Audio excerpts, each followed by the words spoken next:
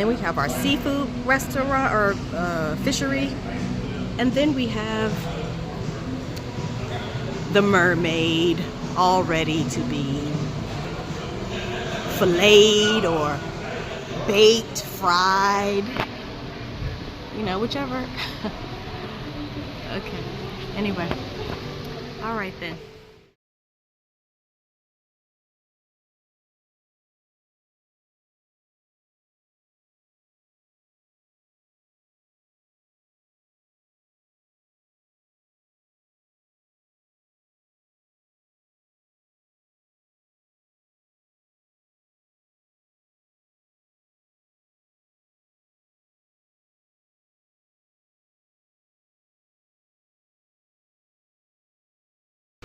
All right, let's look at the Tree of Life, according to Hilton, Maine.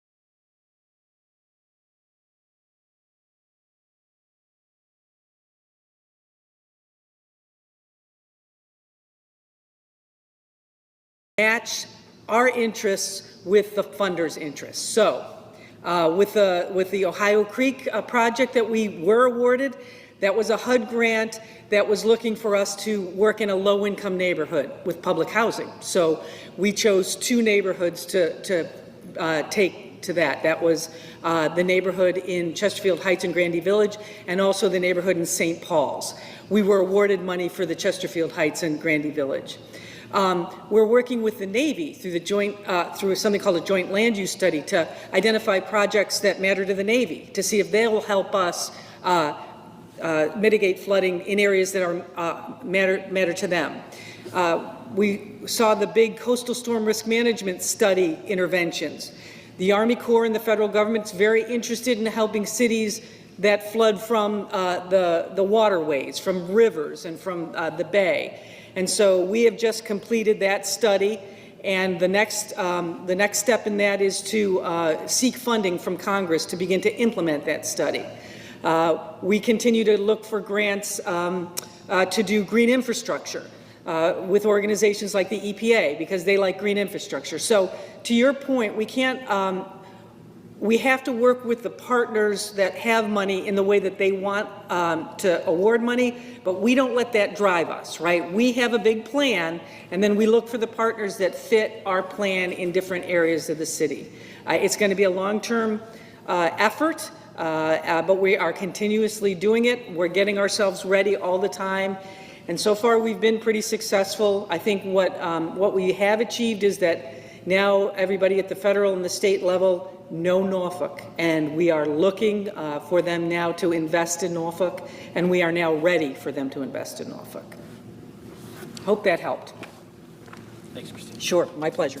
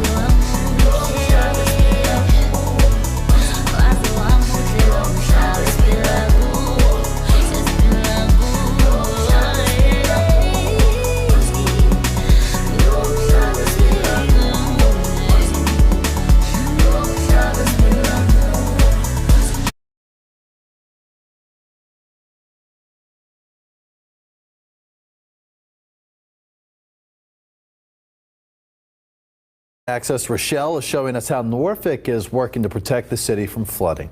So if you've ever been by Nauticus in Norfolk, you may have noticed a large concrete wall. Turns out that's not just decoration for Nauticus in the USS Wisconsin, it's a line of defense against Mother Nature. Flooding can be a Showing us how Norfolk is working to protect the city from flooding. So if you've ever been by Nauticus in Norfolk, you may have noticed a large concrete wall. Turns out that's not just decoration for Nauticus in the USS Wisconsin, it's a line of defense against Mother Nature.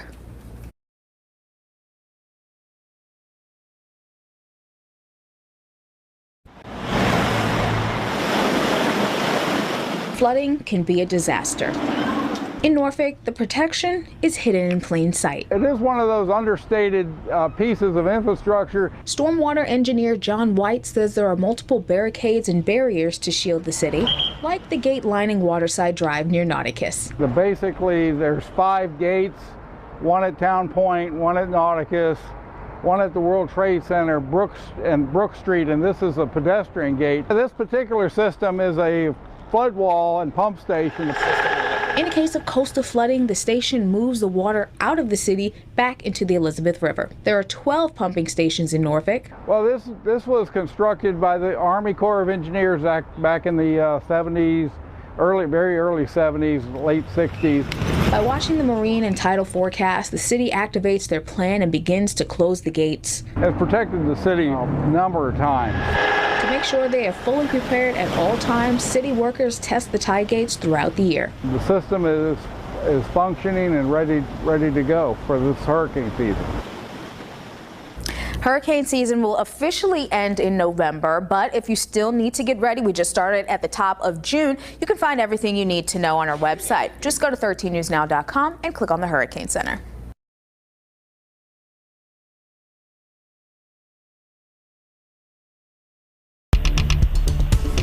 You know where we are. When it rains, it floods here. Today, much worse than usual. A viewer sent us drone footage from Botetourt Street and Mowbray Arch on the Hague in Norfolk. And here's a look from the ground. Some people made the most of it by kayaking, but not everyone was having fun here. Number of cars stalled out in the water on Olney and Bush. 13 News Now reporter Matt Greger has been all over the city tonight. A lot of high water all over the place there, Matt, right? Yeah, well, what we saw, Nicole and David, was we saw, flooding in Ocean View all the way down here to the Hague, like we were just looking at. And here at the Hague, usually when it rains or we have a high tide, it gets bad. And even though this wasn't as bad as some of the storms people have seen previously, it still caused a lot of problems across Norfolk. This is life at sea level. Hurricane Dorian beat down on Hampton roads, and the usual trouble spots in Norfolk started to flood. It's flooded like this, I guarantee high tide ain't hit until like 3 or 4 o'clock, so it's going to be definitely higher. In Ocean View, it started along Pleasant Avenue. Eric Mack has lived here for 10 years, and he's seen it all. So what's the worst you can remember in terms of flooding? I lived on 9th Bay, and I stayed in an apartment complex, and I had 6 steps that went up to my apartment complex, and it was almost coming into the door, and that was on a Northeastern. So not the worst he's seen, but still the water rose enough to capture cars, flood yards, and block streets. And it's the same story in Colonial Place. But the floodwaters created a special type of chaos on Hampton Boulevard. Just driving through and saw that one car had been flooded out, so we stopped to help them, and we've been stopped helping people, stopping them from going through the water ever since. For a couple of hours, with no police in sight, Hunter Knopfsinger directed traffic, doing the best to keep drivers from attempting to ford the floodwaters. Nobody's out here in our community helping at all, so it's up to our community. We got to help each other. And sure enough, one driver went through, came out, then stalled. And eventually, Norfolk police finally showed up. They blocked off the street and relieved Hunter Knopfsinger of traffic duties. You got to do what you got to do. Not the worst flood Norfolk has seen, but just another chapter in life at sea level. Now, throughout the day, we were checking with Norfolk Emergency Management to see if there was any major damage reports. We haven't found any quite yet, but obviously we're going to be working throughout the night and into tomorrow to make sure that we've covered all our bases in terms of looking for damage reports to make sure that everything kind of went off as we believe it did go off. Not too many widespread damage, but definitely widespread tidal flooding in Norfolk. For now, at The Hague, I'm Matt Gregory, 13 News Now. All right, I've been wanting to make this video since I did my investigation of the air quality problem back in 2021, I believe, because I wanted you all to see the proximity of some of the people in my neighborhood to this asphalt plant, which sits at the very front of our neighborhood. And then I will also blend in the video I took from that day. It was October, now that it's coming back to me. It was October 2022. And the night before, the smoke was so bad, I could not see my neighbor's house across the street. I could not sleep because I was not able to breathe. And I live probably a mile down the road from this particular site, and I want you to see, and I also have video of those stacks from a distance, but I want you to see the proximity of families here.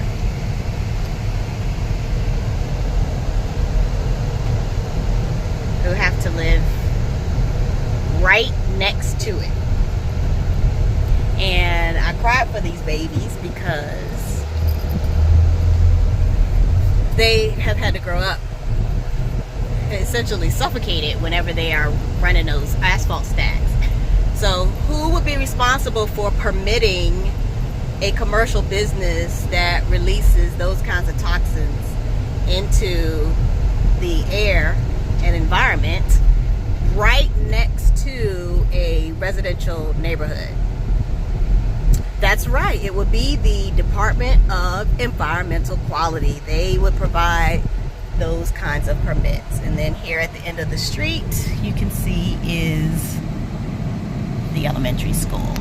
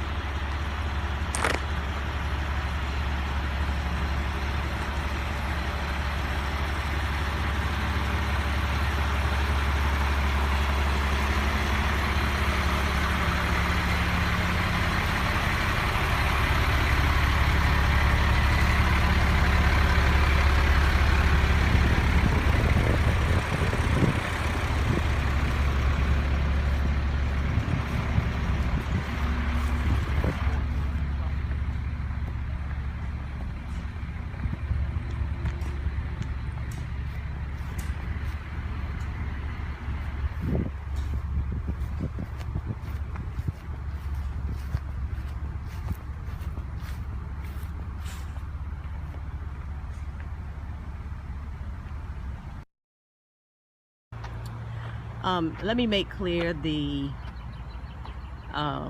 harassment and interrogational torture type situation going on July 31st, 2023 from the rage crying video that I posted early this morning. It's about 3:30 now. I think the video I did this morning was about 9:30, and this is the setup and the situation this evening.